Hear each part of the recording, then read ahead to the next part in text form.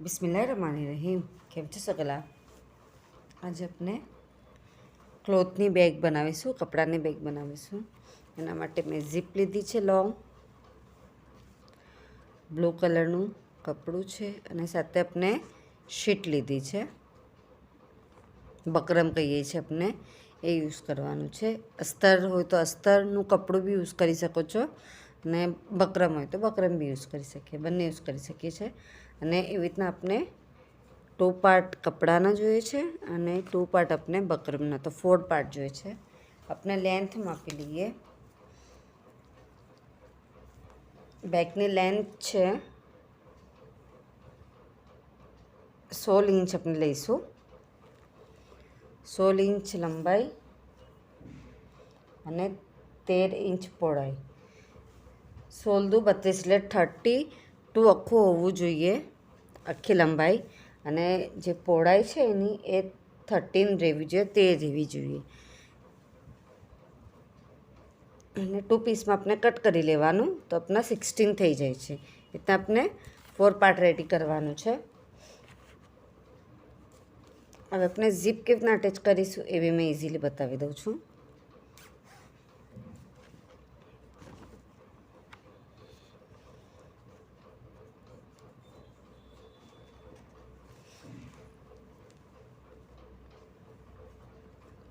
આપણું કપડું છે,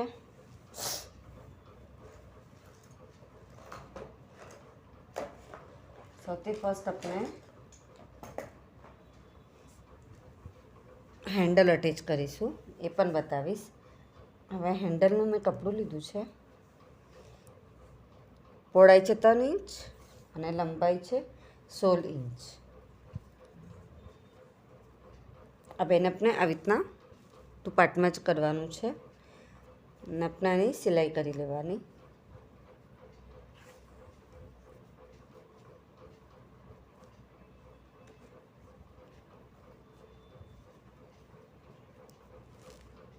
ઓકે, અહીંયા બી સિલાઈ થશે અને અહીંયા બી સિલાઈ થશે।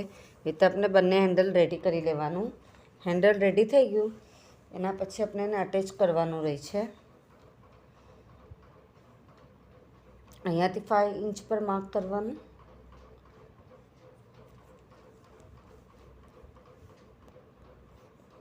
અહીંયાથી 5 ઇંચ પર માર્ક કરવાનું।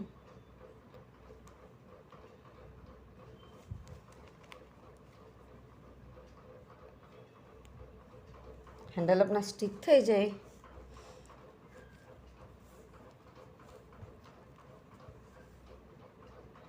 એના પછી આપણે એને આવી રીતના મૂકીશું।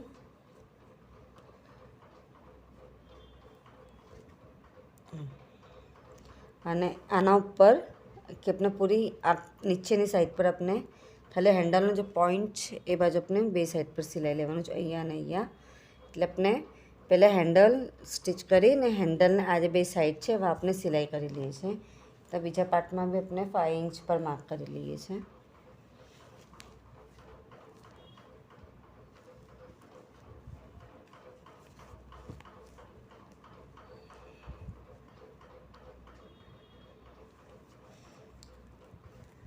બંને સાઈડના જે કપડું છે એના અંદર માર્કિંગ થશે અને બંને સાઈડ પર આપણે હેન્ડલ અટેચ કરવાનું છે।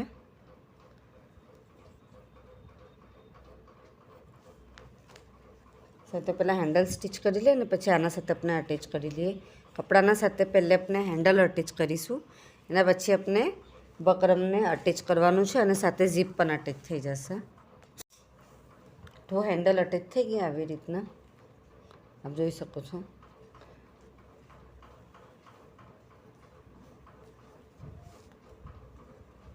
હવે આપણે એને બકરમ, હેન્ડલ અને ઝીપ આ 3 વસ્તુ અટેચ થશે।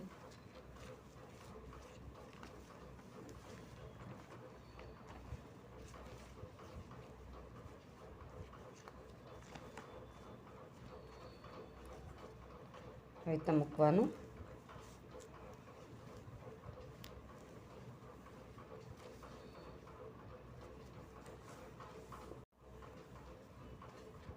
બકરમવાળો પાર્ટ છે આપણે થોડુંક એને 5 ઇંચ જેટલું અંદરની સાઈડ આમ પ્રેસ કરી લેવાનું, સ્ટીચમાં એકદમ ઇઝી પડશે. ના પછી આ જે હેન્ડલવાળો પાર્ટ છે ના ઝીપ આપણે આવી રીતે મૂકી દેવાનું આના ઉપર, બકરમના ઉપર. એના પછી આપણે હેન્ડલવાળો પાર્ટ છે એને લેવાનું અને એને આપણે આવી રીતના મૂકી ઝીપ, બકરમ, ઝીપ અને આપણો બેગનો પાર્ટ, આ ત્રણેય વસ્તુ હવે સાથે સ્ટીચ થશે આવી રીતના.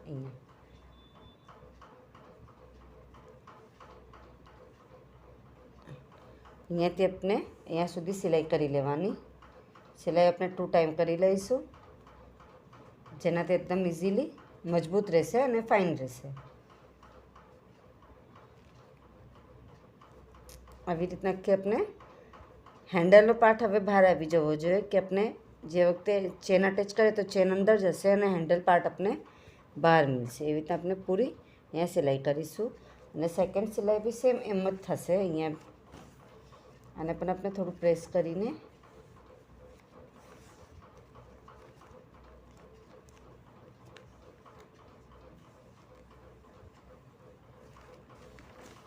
અહીંયા મૂકવાનું અને પછી હેન્ડલનો પાર્ટ સેમ એમ જ આપણે સેકન્ડ પાર્ટ પણ સ્ટીચ કરી લેવાનું છે.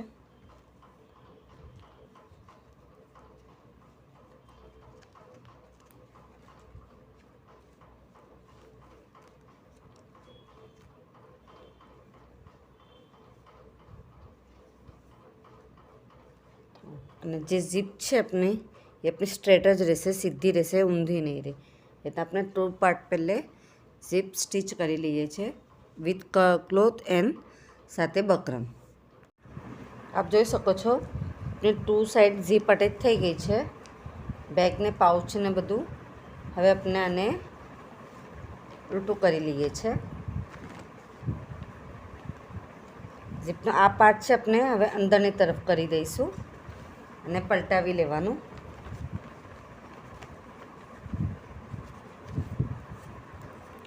ફોર પાર્ટ આપણે સાથે અટેચ કરવાનું છે.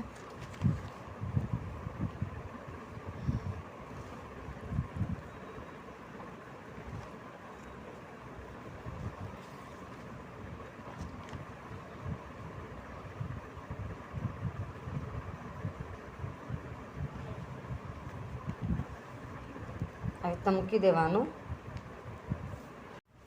એ રીતે આપણે બરાબર મેચ કરી લેવાનું. પહેલે 1 ઇંચ અહીંયાથી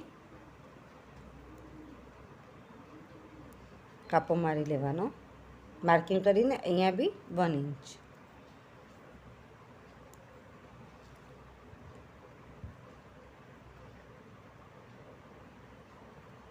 તો આપણે બોક્સ બનાવવાનું છે.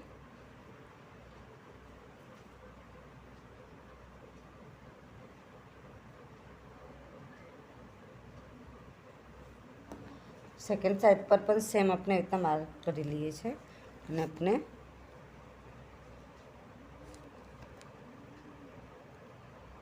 ચારે 4 પીસ આપણા સેમ રહેવા જોઈએ.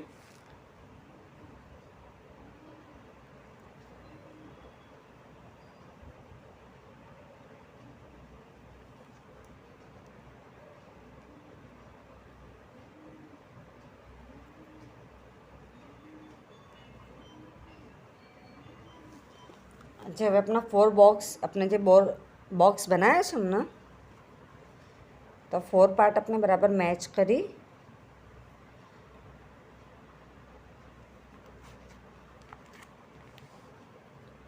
જે બોક્સ છે આપણું એને આપણે કટ કરીશું.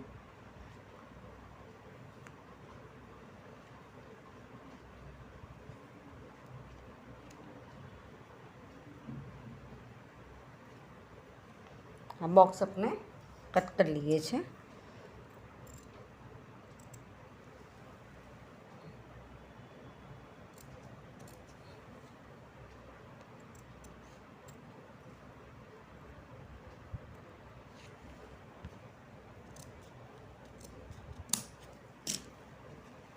સેકન્ડ સાઈડ સેમ કટ કરવાનું.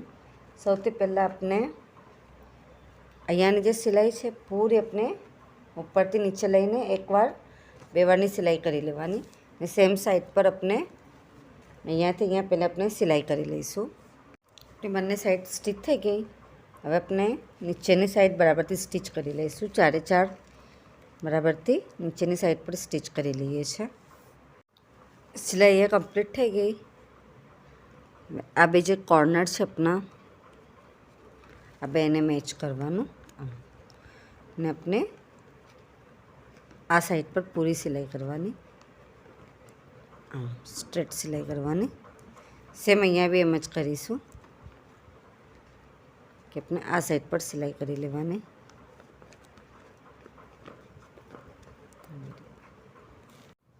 અહીંયા આખું સ્ટીચ થઈ ગયું અને પછી આપણે ઝીપને એમ અંદરની સાઈડથી ખોલી લેવાનું. આ જ આપણા ઝીપના એક્સ્ટ્રાના પાર્ટ છે આપણે કટ કરી લઈએ.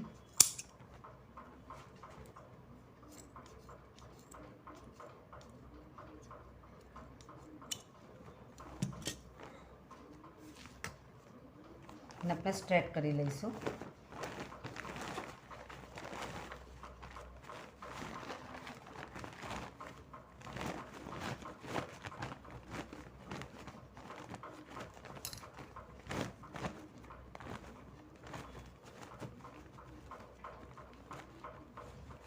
જોઈ શકો છો નીચેથી આપણે આવી પેટર્ન મળશે. આપ જોઈ શકો છો નીચેથી એની પેટર્ન.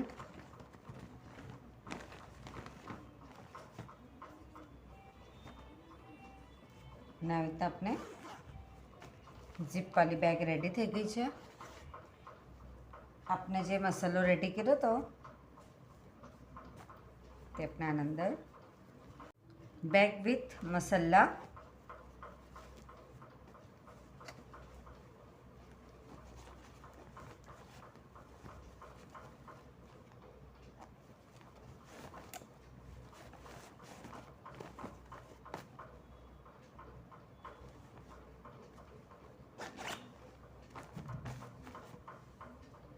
આના ઉપર આપણે ફેન્સી બંચ અટેચ કરી લેવાનું. મસાલા વિથ બેગ બનીને રેડી છે. એના પર આપણે બ્યુટીફુલ એવું બંચ આવી રીતના અટેચ કરી લેવાનું, જેનાથી એનો લુક હજી બી ફાઇન આવે છે. આપ સગલાને મારો વિડીયો પસંદ આવે તો પ્લીઝ વિડીયો લાઈક કરીએ, કે ના સમજ પડે તો કમેન્ટ્સમાં ज़रूर પૂછીએ. આપ સગલાનો સપોર્ટ મળે છે એના માટે ઘણું ઘણું શુક્ર.